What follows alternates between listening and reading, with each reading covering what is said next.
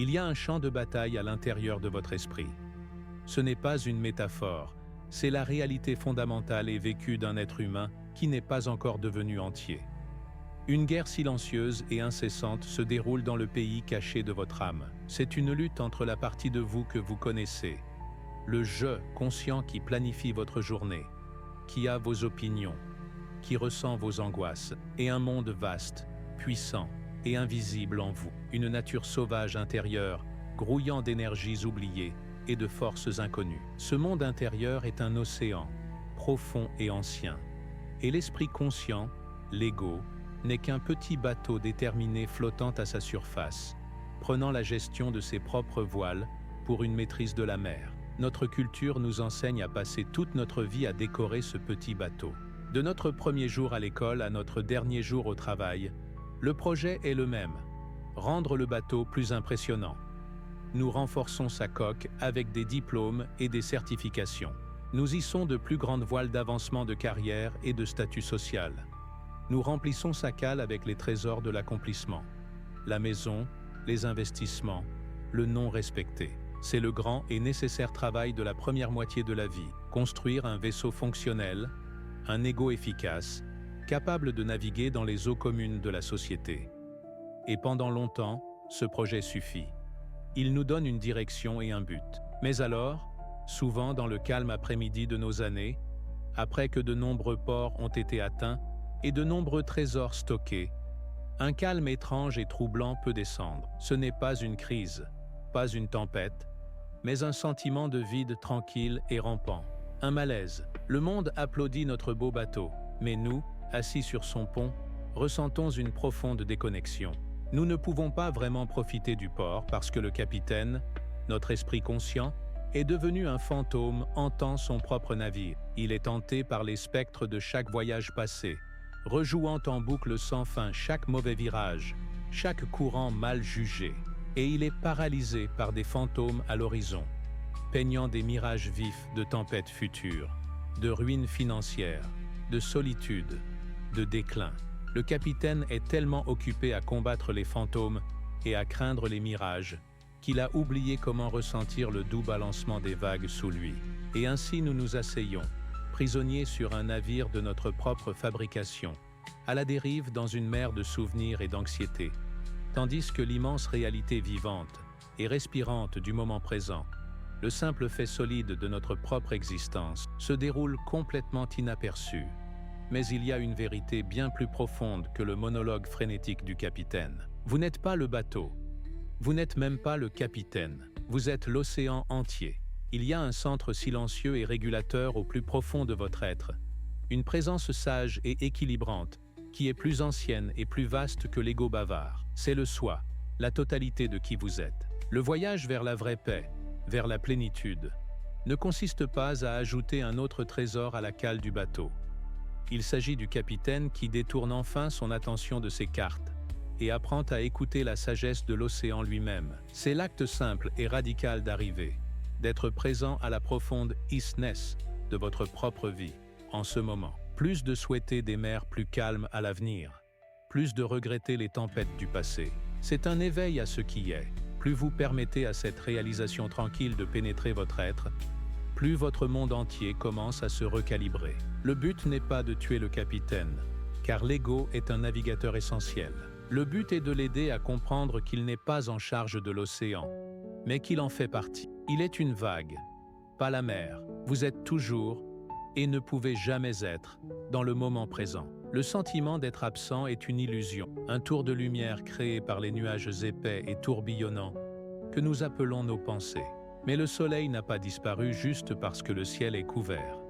Le soleil, votre propre soi profond et central, est toujours là, rayonnant sa lumière tranquille. Le travail d'une vie est d'apprendre à voir le ciel entre les nuages. Notre monde moderne, cependant, nous donne une carte très différente pour le voyage de la vie. C'est une carte qui pointe exclusivement vers l'extérieur, un plan pour une vie basée sur une seule prémisse corrosive. Vous êtes né incomplet, et vous devez acquérir des choses du monde extérieur pour colmater les trous dans votre âme. C'est le chemin de l'architecte, le chemin de l'ego qui s'efforce. C'est la création d'une persona, Un masque social soigneusement construit, conçu pour être acceptable, réussi et agréable au monde. Nous commençons à fabriquer ce masque dans l'enfance. Nous apprenons, à travers les indices subtils de nos parents et de nos pères, quelles parties de notre nature authentique seront récompensées par l'amour et l'approbation, et quelles parties doivent être cachées dans l'obscurité, de peur qu'elles ne nous apportent la honte ou le rejet. La partie bruyante, la partie sensible, la partie en colère, la partie follement créative, une par une, celles-ci sont souvent jugées inappropriées pour le masque, et ainsi elles sont reniées, poussées vers le bas dans le sous-sol de la psyché. Nous passons des décennies à perfectionner cette persona. Nous choisissons la bonne carrière, adoptons les bonnes opinions, affichons les bonnes émotions. Nous devenons des maîtres artisans de notre propre façade, et le monde nous récompense souvent généreusement pour cela. Le danger n'est pas d'avoir un masque. Une persona est un outil nécessaire pour l'interaction sociale, comme un uniforme pour un travail spécifique. Le danger profond est d'oublier que nous le portons. Nous fusionnons avec le rôle. Le professeur commence à croire qu'il n'est rien d'autre que son intellect. Le médecin croit qu'elle n'est rien d'autre que sa fonction de guérison. La mère croit qu'elle n'est rien d'autre que son rôle nourricier. Nous prenons notre uniforme social pour notre peau réelle. C'est le défaut tragique du chemin de l'architecte. Le masque n'est jamais parfait. L'ego, son créateur, trouvera toujours une nouvelle fissure, une nouvelle imperfection, une nouvelle pièce qui doit être ajoutée. L'énergie nécessaire pour maintenir cette façade est immense. Un drain constant et de bas niveau sur notre force vitale, alimenté par la terreur tranquille d'être découvert, d'être vu pour ce que nous sommes, sous le rôle soigneusement construit. Nous devenons un roi qui est un serviteur de sa propre couronne, et ne trouvons aucun repos. Mais il existe une autre carte, une ancienne, qui pointe vers l'intérieur. Ce n'est pas le chemin de l'architecte, mais le chemin de l'archéologue. Ce chemin ne consiste pas à faire, mais à défaire. Il ne s'agit pas d'ajouter une autre couche de vernis au masque, mais d'avoir le courage profond de commencer doucement, soigneusement, à l'enlever. L'archéologue travaille à partir d'une prémisse différente et révolutionnaire. Le trésor n'est pas quelque chose que vous construisez, mais quelque chose que vous découvrez. Votre plénitude, votre vrai soi, est déjà en vous, attendant. C'est une ville enfouie. Le travail est l'excavation. C'est le grand voyage de la seconde moitié de la vie. Le processus d'individuation. C'est le travail lent, patient et souvent profondément inconfortable de creuser dans vos propres profondeurs pour récupérer les parties de vous-même que vous avez abandonnées il y a longtemps. Cela signifie descendre dans le sous-sol de la psyché pour faire face à ce que Carl Jung appelait l'ombre. L'ombre est le dépôt de tout ce que nous avons rejeté de nous-mêmes. Ce n'est pas nécessairement le mal. C'est simplement ce qui est inconnu et non développé en nous. Il contient notre colère reniée, notre chagrin caché, nos désirs secrets. Mais il contient aussi notre créativité enfouie, notre vitalité brute et indomptée, notre potentiel non réalisé. L'archéologue, en creusant dans la terre, ne trouve pas seulement des statues dorées. Il trouve des poteries brisées, des outils rouillés et les os de créatures oubliées. Pour devenir entiers, nous ne pouvons pas seulement récupérer les belles parties de nos soies perdues. Nous devons aussi avoir le courage de faire face au monstre dans le sous-sol. Nous devons l'amener à la lumière, non pas pour le laisser se déchaîner, mais pour le comprendre, pour avoir un dialogue avec lui, pour voir que lui aussi fait partie de notre plénitude. C'est le voyage héroïque. C'est la réalisation que vous n'êtes pas une maison vide à remplir de meubles du monde extérieur, mais un royaume oublié qui attend d'être redécouvert. Cela ne signifie pas que vous devez briser le masque et vivre comme un ermite sauvage. Cela signifie connaître la différence entre le rôle que vous jouez et l'être infini qui joue le rôle. Il s'agit d'équilibre, de construire un pont entre le monde extérieur du faire et le monde intérieur de l'être. C'est le chemin pour devenir un individu, entier, individu et libre. Cette profonde excavation intérieure, cette fouille archéologique dans les fondations de votre propre âme, n'est pas une entreprise sûre ou occasionnelle. Lorsque vous commencez à creuser, vous ne faites pas que soulever de la poussière. Vous pouvez libérer des énergies puissantes et volatiles qui sont restées dormantes pendant des décennies. Vous pourriez libérer une rage longtemps réprimée, un raz-de-marée de chagrin ou un sentiment enivrant d'inflation spirituelle où l'ego croit qu'il est devenu un dieu. Pour gérer ces forces puissantes sans être submergé ou détruit par elles, vous avez besoin d'un contenant. Vous avez besoin d'un vaisseau assez fort pour supporter l'immense pression de la transformation psychologique. C'est là que la discipline entre en jeu, non pas comme une punition sans joie, mais comme un vaisseau alchimique sacré. Les anciens alchimistes cherchaient à transformer le plomb en or. Jung voyait cela comme une métaphore profonde du processus d'individuation. La transformation de la matière brute, lourde et plombée de notre nature inconsciente, en l'or brillant et intégré du vrai soi. Cette transformation nécessite ce que les alchimistes appelaient le vas bene clausum, un vaisseau bien scellé. Il doit être assez fort pour résister à la chaleur et à la pression intense du processus sans se fissurer. La discipline, une routine structurée, un engagement envers une pratique, un ordre conscient de votre vie, est l'acte de construire ce vaisseau psychique. Les règles et les horaires ne sont pas le but en soi.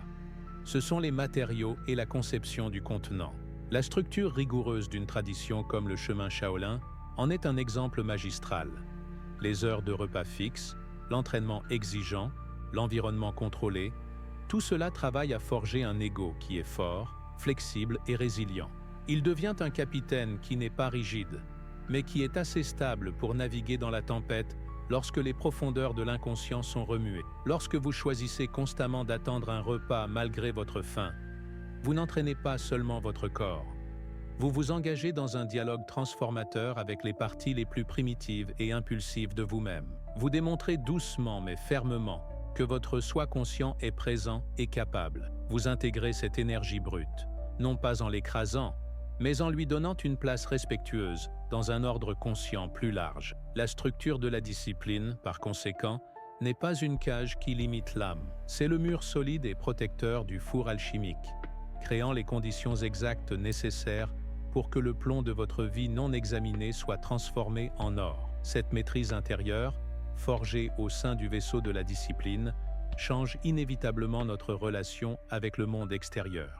Une personne qui n'est pas engagée dans ce travail intérieur, qui refuse de regarder dans son propre sous-sol, ne vit pas simplement dans l'ignorance. Elle vit dans un état de projection constante et inconsciente. L'ombre, lorsqu'elle n'est pas possédée, ne disparaît pas. Elle est projetée vers l'extérieur, comme une lanterne projetant des images sur l'écran du monde. Nous voyons chez les autres, dans d'autres groupes, l'obscurité même que nous ne pouvons supporter d'affronter en nous-mêmes. C'est le moteur psychologique de tant de misère humaine. La personne qui est secrètement insécurisée, mais qui présente un masque d'arrogance, sera impitoyablement critique envers l'arrogance des autres. La personne qui a renié ses propres tendances passives entrera dans une rage folle face à la paresse perçue de ses collègues ou de sa famille. Nous créons des démons à partir d'autres personnes, afin de ne pas avoir à affronter ceux qui vivent en nous. Cette dynamique empoisonne nos relations personnelles et toute notre société. Au niveau collectif, des nations entières peuvent tomber dans un état de projection de l'ombre, jetant un autre pays ou un autre groupe de personnes comme l'incarnation de tout le mal. Cela permet à la nation d'éviter de regarder sa propre histoire sombre, ses propres échecs, sa propre capacité de destruction. C'est le carburant psychologique de la guerre et des préjugés. L'idée superficielle et populaire de la liberté d'agir sur n'importe quelle impulsion, est en fait un esclavage à ce mécanisme de projection. C'est la liberté de rester inconscient, de continuer à blâmer le monde pour les problèmes qui proviennent de nos propres âmes non examinées. La vraie liberté est la liberté de cette projection compulsive. C'est le résultat du travail douloureux et courageux de retirer nos projections des autres et de posséder notre propre ombre.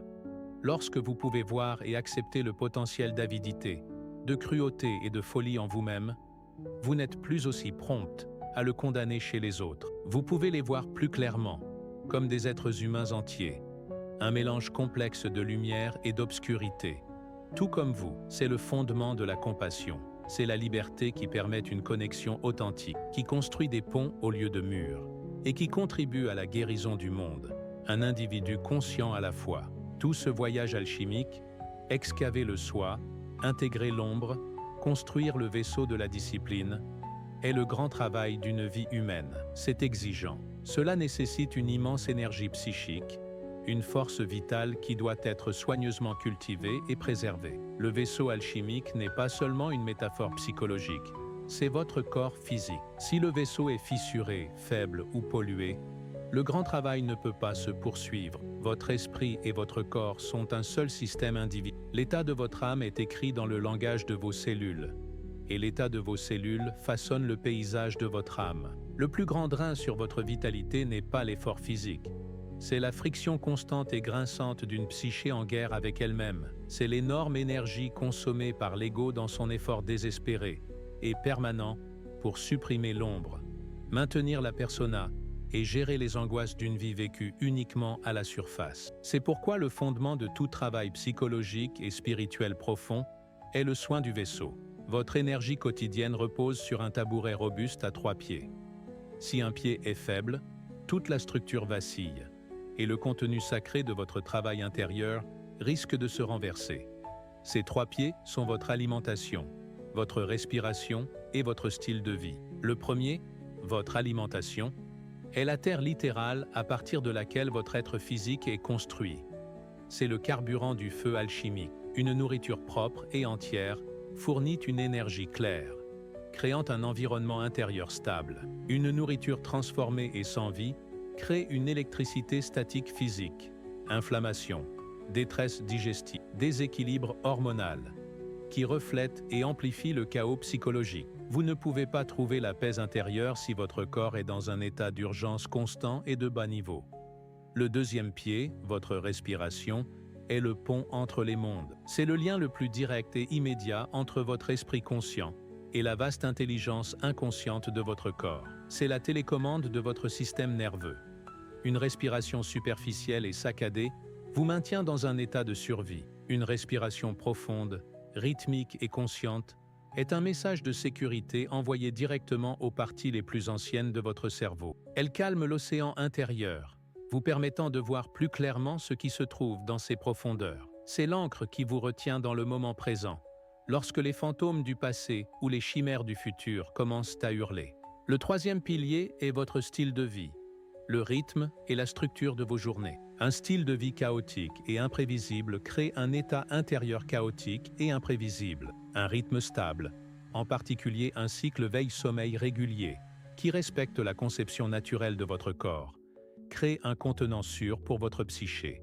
Il dit aux parties les plus profondes de vous qu'il y a de l'ordre, que vous êtes en sécurité et qu'il est acceptable de faire le travail difficile de regarder à l'intérieur. S'occuper de ces 3 piliers n'est pas une distraction du voyage intérieur. C'est l'acte le plus pratique et le plus fondamental de ce voyage. C'est le devoir sacré de prendre soin du vaisseau alchimique, de s'assurer qu'il est fort et entier, prêt à contenir le feu de la transformation qui transformera finalement le plomb de votre vie ordinaire en l'or de votre vrai soi.